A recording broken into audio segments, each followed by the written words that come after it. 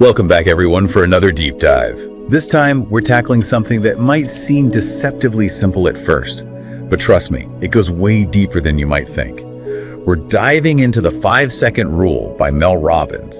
And no, this isn't about food on the floor. Definitely not. This is about something way more powerful. That gut feeling we all get to act on something, that burst of courage we all have inside, and how a simple, practical tool can help us tap into it. Honestly, when I first heard about this rule, I thought, okay, so this is just a quirky life hack for procrastination, right? But getting into the book, I was blown away by how much science backs this up and how it connects to the idea of courage we experience every single day. It really is this cool blend of actionable advice and hardcore neuroscience. Mel Robbins doesn't just tell you to do something, she explains why it works, and that makes it really click. Right, so for everyone listening, let's break it down. What exactly is this 5-second rule, and how does it link to this idea of everyday courage? All right, so picture this.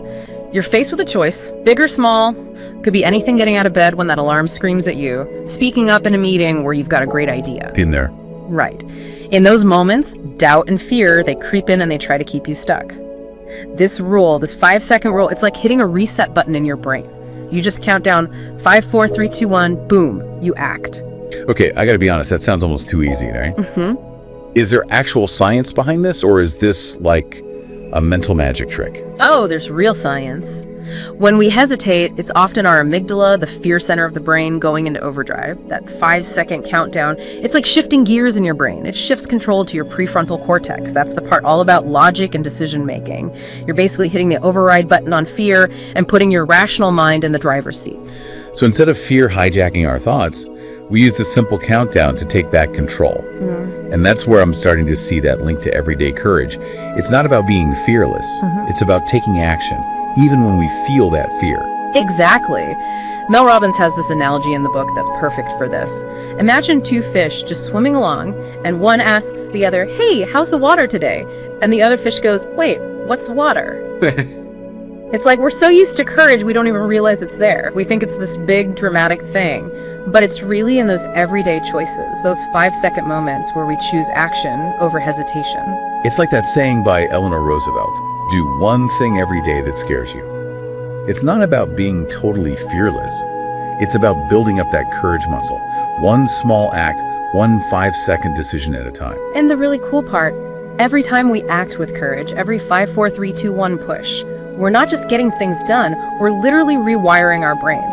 Those neural pathways that help us act confidently and decisively, they get stronger each time. It's like a positive feedback loop. Ugh. The more we use the rule, the more courageous we become, and suddenly those challenging situations, they don't seem as scary anymore. Absolutely. And Mel Robbins, she doesn't just talk about this theoretically. She brings in incredible stories about people using this rule to totally transform their lives. And that's where things get really exciting. So let's get into some of these stories and see how this 5-second rule actually works in the real world. Okay, so one that really resonated with me is about a woman named Fran who had a serious fear of flying, like debilitating fear. Oh, I feel that. Flying can be rough, even for the most seasoned travelers. For Fran, it was paralyzing. But after learning about this 5-second rule, she decided, you know what, I'm going to try it. She's on her way back home from a conference, and... Wait, did she actually manage to board the plane using this 5-second rule? She did. Later on, she wrote to Mel Robbins and said she couldn't believe how much of her life she'd missed out on because of that fear. Just one 5-second decision to face it head on opened up a world of possibilities. So she went from avoiding planes to embracing new adventures. That's incredible. It really shows how we can hold ourselves back without even realizing it. We let fear call the shots and miss out on amazing experiences that could bring us joy, connect us with others, and help us grow. It's like we're living in a self-made prison sometimes. It's so true. And you know what's interesting about Fran's story? It wasn't just about getting over her fear of flying. It's like that one courageous decision unlocked something deeper in her. A courage that started to impact other areas of her life too. It's like she broke free from those limitations she'd put on herself. And once you break through one barrier, it's like you realize, hey, I can do this with other things too. Exactly. And that's a theme that pops up a lot in the book, this idea of breaking free. Speaking of breaking free, did any other stories really stand out to you? There's one about a guy named Todd that comes to mind. He was stuck in a double major. He absolutely hated law, and business felt all this pressure from his parents to go for the practical career path, you know. that struggle to please the parents while also following your own dreams. That's a tough one. Tell me about it. And deep down, Todd, he dreamt of being a physical education teacher. Wow, a total 180 from law and business. Right, but the thought of disappointing his parents, it kept him stuck. So he's sitting in advanced taxation law, but in his head, he's out on the soccer field. I've been there. Totally. And one day, in the middle of a particularly boring lecture, Todd has this epiphany. It hit him that it wasn't about waiting for the perfect time or for his parents' permission. It was about him choosing his own happiness. That moment when you realize you're the one holding yourself back, it can be such a powerful wake-up call. Totally. And you know what Todd did? Okay, what did Todd do? Dropped the mic and walked out of the lecture hall. Pretty much. Stood up, walked out, drove straight to the registrar's office, and dropped out. Wow. Talk about a bold move. Did he even have a plan? He had a dream. He got in his car, drove 2 hours to another university, and enrolled in their physical education program that same day. I love that. It really shows how fear can wear this mask of practicality, right? We tell ourselves we're being realistic when deep down we're just terrified to go after what we really want. Yes, that's such a good point. And Mel Robbins, she talks about this throughout the book, this 5-second rule. It's not just about getting things done. It's about aligning your actions with what truly matters to you, your values, your dreams. It's about closing that gap between who you are right now and who you want to be. Exactly. And taking those tiny, seemingly insignificant actions that can lead to massive changes over time. You know that saying, a journey of 1,000 miles begins with a single step. This rule, it's like that first step, then the next and the next, all fueled by courage. I'm noticing a pattern here. These aren't just random stories. They show how this simple tool can apply to so many parts of life. We've got fear, confidence, going after what you love. What else can we learn from the book? Well, the book also dives into how this 5-second rule can help us improve our health and well-being. Now that's something everyone can relate to. We all set those big health goals and then struggle to actually stick with them. Does Mel Robbins address the snooze button dilemma? Asking for a friend, of course. Of course, she talks about how the 5-second rule can be a game changer for those early morning workouts. You know that feeling when the alarm goes off and your brain is like, nope, 5 more minutes. Oh yeah, I know that feeling all too well. It's like a battle between you and the cozy warmth of your blankets. Exactly, and that's where the 5-second rule comes in. Instead of hitting snooze, you count down 5, 4, 3, 2, 1 and throw off those covers. So it's about stopping those negative thoughts before they take over. You're retraining your brain to react differently to that dreaded alarm. Exactly. It's like building a new habit, a positive one. You're replacing that snooze button impulse with action, and over time, it becomes automatic. I love that. But what about those other healthy habits that can be tougher to change?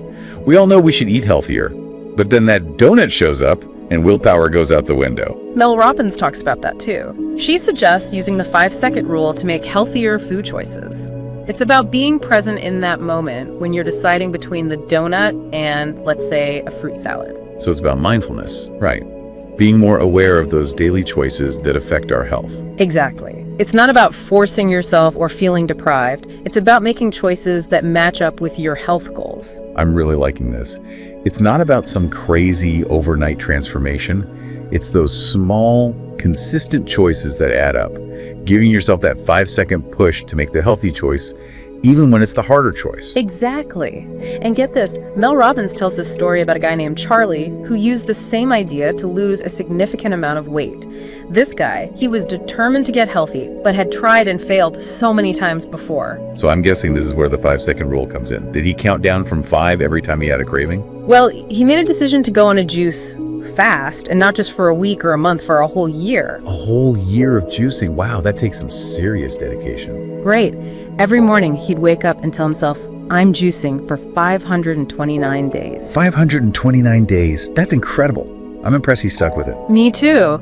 And the amazing thing is, he did stick with it. He used the 5-second rule to power through those moments of doubt or temptation. So it wasn't just a one-time thing. He used it repeatedly to stay on track. Did he reach his goal? He did. Lost 176 pounds and completely changed his health. But more importantly, he proved to himself that he could change, that he could commit to something and actually see it through. That's so inspiring. It really shows that this rule isn't just about making quick decisions, but about building that inner strength, that self-discipline. It's about taking control of your life, one 5-second decision at a time. Absolutely. It's about realizing we have more power than we think we do. And that even the smallest actions, if they're consistent and driven by those 5-second bursts of courage, can create extraordinary results. Okay, so we've covered fear, confidence, chasing your dreams, and now health. Seems like this 5-second rule can be used for just about anything. What other areas of life does Mel Robbins explore in the 5-second rule? Well, one area she really delves into is relationships. Interesting. Relationships can be complex. I'm curious to hear how this rule applies to something as nuanced as that. I mean, relationships are tough, right? Yeah. Even when things are good, it still takes effort. Like, you need that courage to put yourself out there, to have those real conversations, and to build something that lasts. Totally. And you know what often trips us up in relationships? Fear, plain and simple. Fear of, like, being rejected or getting into arguments. All of that, yeah. Fear of getting too close even. We hesitate to say how we really feel, we avoid tough conversations, and then we end up holding back from the people we care about most. And in those moments when we hesitate, when we want to say something but don't, that's when that 5-second rule can make all the difference. It's true. Mel Robbins tells this really touching story in the book about how she used the rule to connect more deeply with her dad. I'm listening. What happened? Her dad was about to have surgery for a brain aneurysm. She was really worried, obviously, and she knew she needed to talk to him, but those conversations, they're never easy to start. No, definitely not. Yeah. Especially when fear and uncertainty are involved. Exactly. She was actually heading to the airport when her dad texted her just 2 words, "Call me." She instantly thought the worst and started freaking out. That's totally normal, right? Yeah. Our brains go to those dark places when we're scared. Right. But then she remembered the 5-second rule, took a breath, counted down from 5, and called him. Wow, that took guts. It did. And you know what? It turned out to be one of the best conversations she'd ever had with him. That 5-second rule helped her push past her fear and have that talk with her dad before his surgery. I love that. It proves that this rule isn't just about checking things off a to-do list or conquering phobias. It's about connecting with people on a deeper level, those who matter most. It's about creating those moments of vulnerability and true connection, which are what make relationships so special, you know? And sometimes those moments, they require us to step way outside our comfort zones, to have those awkward or difficult conversations, to really let someone see our true selves, to take a chance on love, on connection. What Mel Robbins is getting at is that the 5-second rule isn't some magic spell to make fear disappear. It's about realizing that we always have a choice in how we react to it. So we acknowledge the fear, but then choose to act bravely anyway. Exactly. That's what everyday courage is all about. It's not about never feeling fear, it's about moving forward in spite of it. Which brings us back to the heart of this book and our deep dive today. We all have this incredible ability to be courageous. It's not some special skill, it's in each of us. It's in those everyday moments where we decide to face those fears, to go after those dreams, to live a life that's true to ourselves, a life with meaning. And Mel Robbins, she's like our cheerleader, urging us to not wait for confidence or for things to be perfect. Yeah. Just start, even before you feel ready. Trust your gut and take that leap. And just like that saying, a journey of 1,000 miles Begins with a single step. Right. Sometimes that very first step just needs that 5, 4, 3, 2, 1 countdown to break free from those doubts. So as we wrap up our deep dive, here's something for you to think about. What's one small act of courage you can take today? What can you do in the next 5 seconds even? What dream have you been putting off? What's that one thing you're scared to do but deep down you really want to? What conversation have you been avoiding? Remember, 5, 4, 3, 2, 1, and go for it.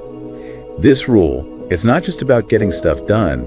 It's a path to unlocking your full potential, to living a life filled with courage, a life that feels truly fulfilling. If this deep dive resonated with you, I highly recommend checking out The 5-Second Rule by Mel Robbins. It's packed with practical tips, those inspiring stories we talked about, and a powerful message that can help you create lasting change in your life. Until next time, keep exploring, keep learning, and most importantly, keep being the most courageous version of yourselves.